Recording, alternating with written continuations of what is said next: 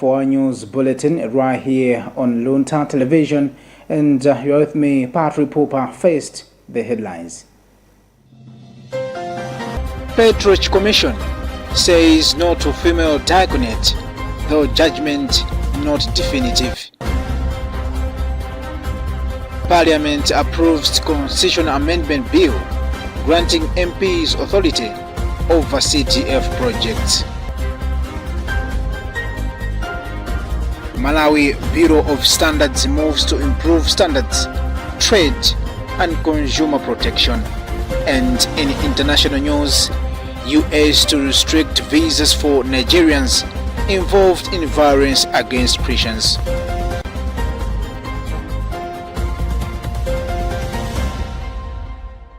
Those were the headlines, now the news in full detail. The second commission tasked with studying the possibility of admitting women to the diaconate has reaffirmed that current historical and theological research does not permit movement towards ordaining women as deacons within the sacrament of holy orders.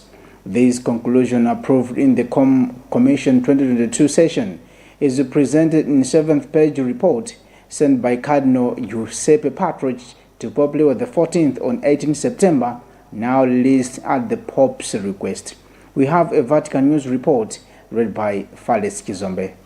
While the assessment rules out progress in this direction, it also notes that, unlike priestly ordination, the question does not yet admit a definitive judgment. The Commission began its work in 2021, noting that throughout history, the Church has used the terms deacon and deaconess in reference to women, though without giving them a uniform meaning. Early theological evaluations expressed unanimous agreement that studying the diaconate within the theology of holy orders raises serious questions about the doctrinal compatibility of ordaining women to the ministry. At the same time, members encouraged the development of new ministries that could enhance the collaboration and complementarity of men and women in ecclesial service. During the second working session in July 2022, the Commission voted 7-1 to approve the statement, underscoring that, in right scripture, tradition and the magisterium, the Church cannot at present move toward ordaining women as deacons, understood as part of holy orders. This position, however, was offered without issuing a final irreversible conclusion. The Commission continued its work in dialogue within the broader reflections emerging within the synodal process. In its final session in February 2025, the Commission examined the various submissions received after the synod invited contributions on the topic. Although numerous texts were studied, only 22 individuals or groups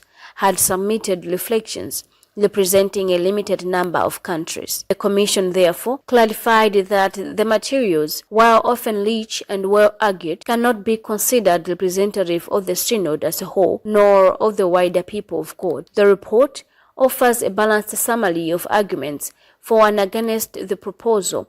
Supporters highlighted the biblical affirmation of equal dignity between men and women, the call to unity in Christ expressed in Galatians 3:28, and the need to respond to social developments, promoting equal participation in institutional roles. Opponents stressed the notable meaning of salvation and the theological significance of Christ's masculinity, maintaining that the sacrament identity of holy orders cannot be separated from this symbolism. A paragraph outlining this perspective received an evenly split vote reflecting the deep diversity of theological interpretation within the Commission. Looking ahead, the Commission agreed by 9-1 that the Church should broaden women's access to instituted ministries that serve the Christian community as a sign of recognition for the diaconia lived daily by countless women. Cardinal Petroch concludes the report by urging a renewed and comprehensive study of the diaconate itself, noting that its sacramental and pastoral contours remain insufficiently defined in many regions.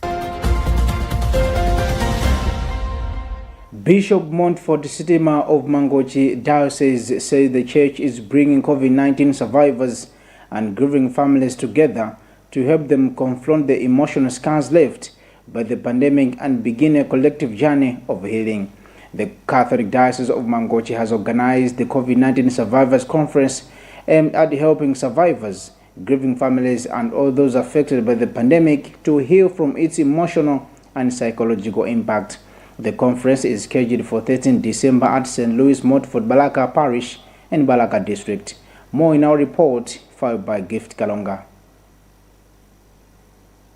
Malawi reported its first COVID-19 case on 2 April 2020. Since then, the country has recorded 89,564 cases and 2,687 deaths, causing grief for many who lost loved ones.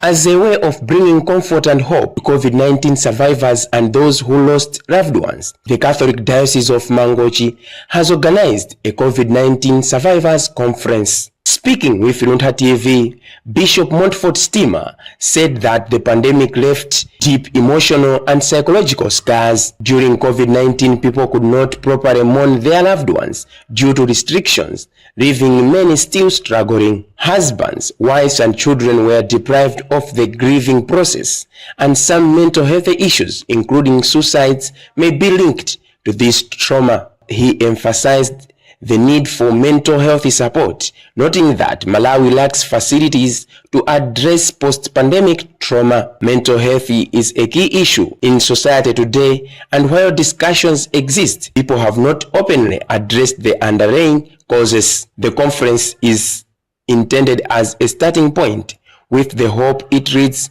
to the establishment of a counseling center. That counseling center, we need that place where all the people at different stages, like children, the youth, all those stages, all those different groups of people, they need to have this kind of facility. So, indeed, yes, we are being contemplating of that, but I thought we cannot just start with having up the center, but then we need to come up with something like a conference where people can bring in their ideas after the conference and see and map up the way forward. The COVID-19 Survivors Conference aims to provide survivors and affected families a safe space to share experience, receive spiritual support, and begin the healing process. For Luntha News, this is Gift Kalonga.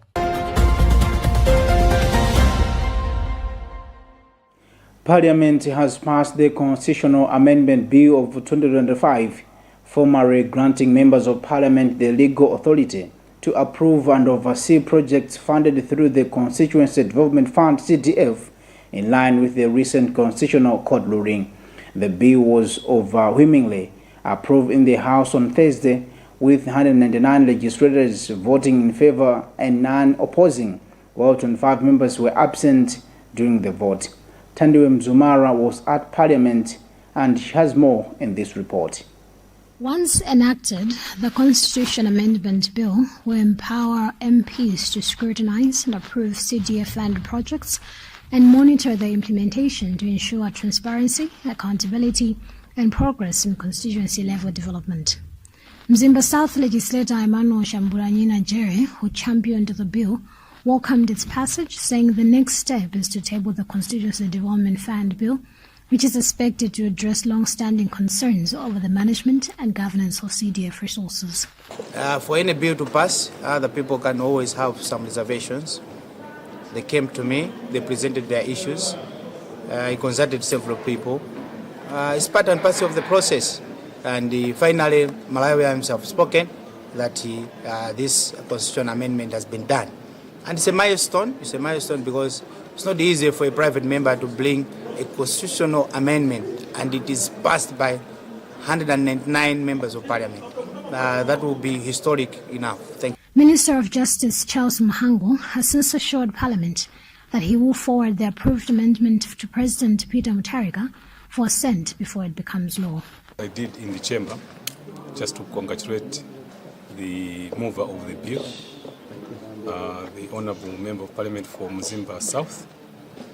Also to congratulate the Legal Affairs Committee for the wonderful work which they've done in the background advising, giving advice on the bill, and also to congratulate the whole August House for passing the bill with a resounding yes, 199 votes.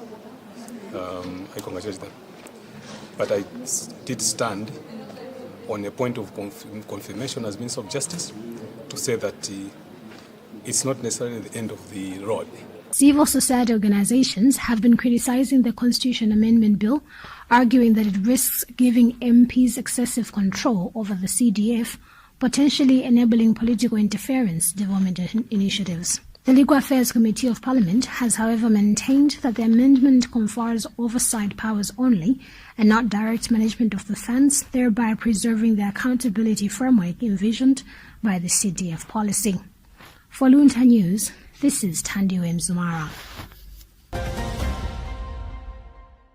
Minister of Education Bright Msaka has called for strong nationwide collaboration to ensure the successful rollout of free secondary education, saying the program's sustainability will depend on government, communities and development partners working together. Delivering a ministerial statement in Parliament on Thursday, Msaka said the initiative marks as one of the most transformative shifts in Malawi's education sector and requires shared ownership for it to deliver equitable and quality access to all learners.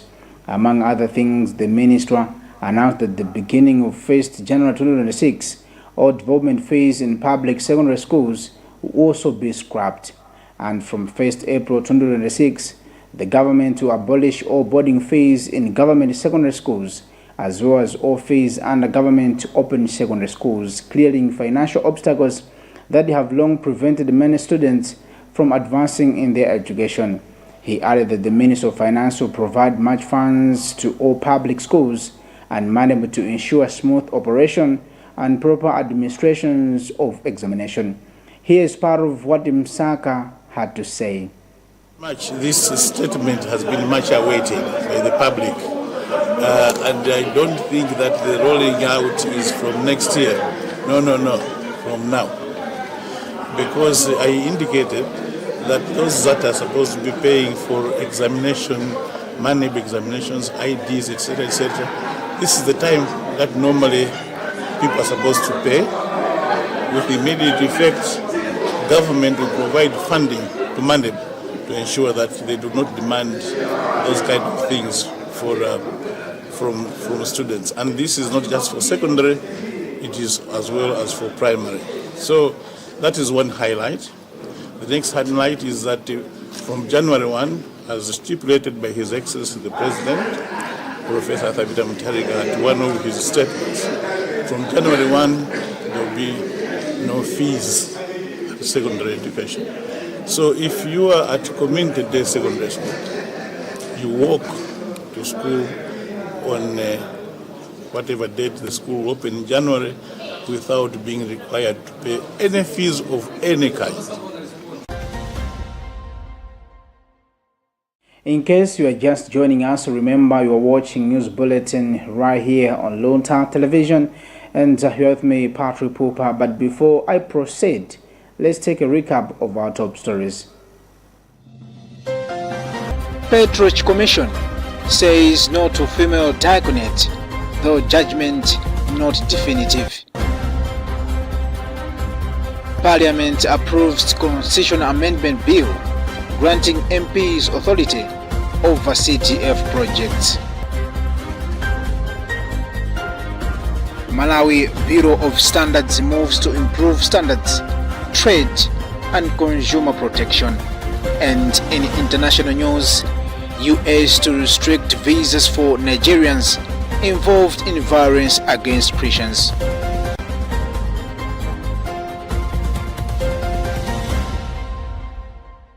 Welcome back. Member of Parliament for Mulanje West, Patricia Kaliati, has urged men across the country to make informed decisions in their daily lives, especially in relationships, in order to reduce depression and prevent suicide. In an interview with the Luntha Television, made as the country observes the 16th day of activism against gender-based violence, Kaliati expressed concern over the sharp rise in suicide cases involving men, saying the trend is worrisome and demands urgent attention. Emmanuel Chocha reports. Kariati noted that some of the suicide cases are linked to relationship pressures, with many men ending up in a stressful or toxic relationship because they rush into marriage or dating without careful thoughts. She emphasized that being born male is a blessing and that men, as heads of families, must make choices that uplift their well-being rather than expose them to emotional distress. The Mulanje West Registrator further advised men not to marry based solely on physical beauty, but to choose partners who can stand with them through both good and difficult times. According to Kariati, true partnership is built on mutual understanding and genuine support. She stressed that marriage is a lifelong commitment, and choosing a wrong partner can push men into emotional turmoil, an issue she believes is contributing to the rising numbers of male suicide cases in the country. For a man, it's very unusual because men are the ones who make a choice. So we are saying make a right choice, have time, date, and know the person whom we are dating. Before you marry that person, you can make even the second choice if you're not comfortable with that person. But the problem which we have, men, they just find anytime, whenever they found that man, that woman, they go into marriage without even knowing what type of a woman is. So we are telling them that please make a rightful choice, but also you've got to have time. Men, they will never be impregnated. That they will be saying, oh, I'm being impregnated and I was in a hurry to get married to the person. No. Men, they are heads of the families. They've got to make a rightful choice before they choose a woman who is going to be lifetime, a woman who are going to be with them, with her for the rest of his life. So that we should also eliminate or reduce the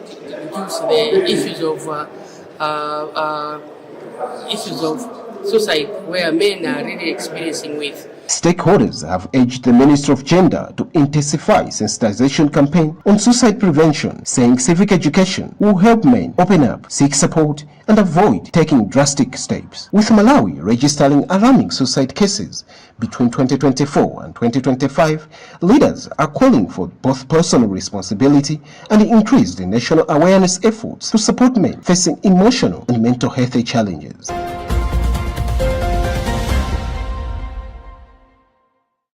The Malawi Bureau of Standards (MBS) has officially launched the ISO Casco National Mirror Committee during its inaugural orientation meeting at Crossroads Hotel in Lilongwe.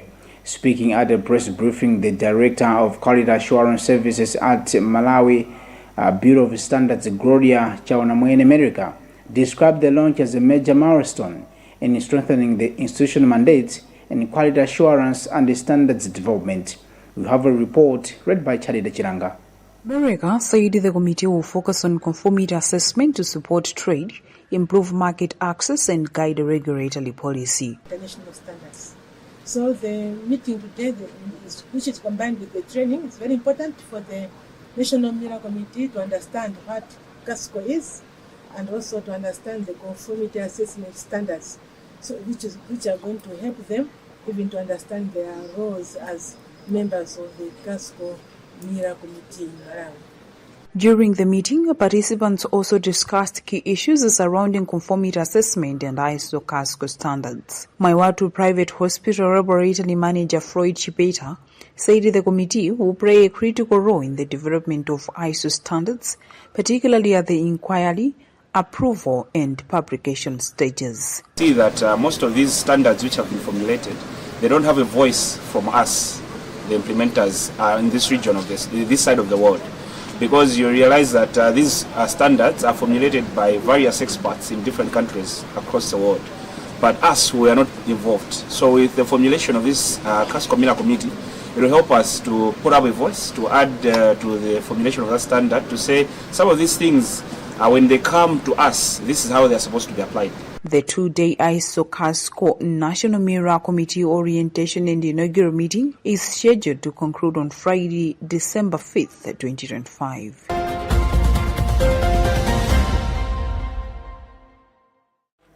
And finally, in international news, the United States on Wednesday said it will restrict visas for Nigerians it believes are responsible for what it described as an anti-Christian violence.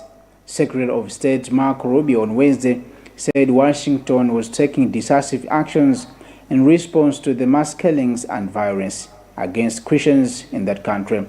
We have Africa News Report read by Falis Kizombe.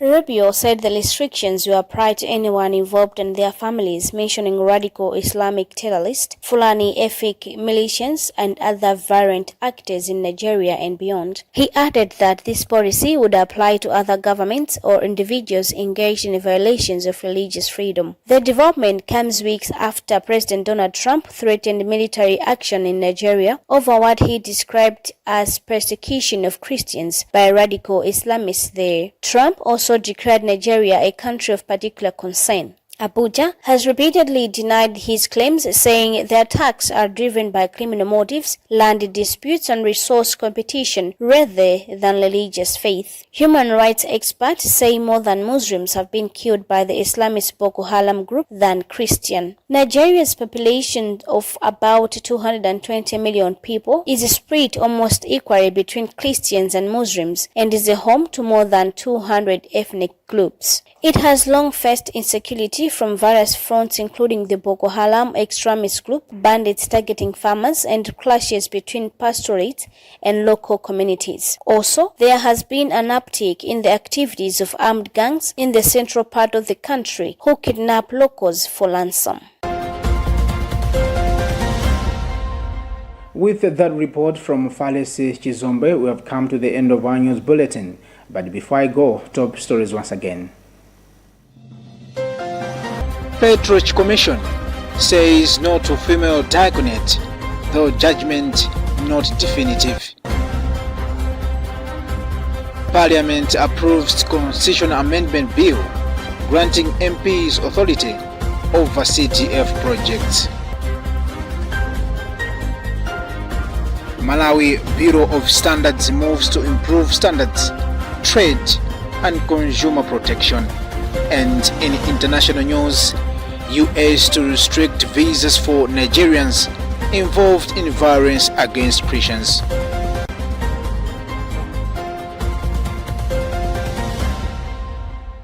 Many thanks to our viewers for watching our bulletin, and this has been Pat Repopa. Keep watching Luntha television, and bye for now.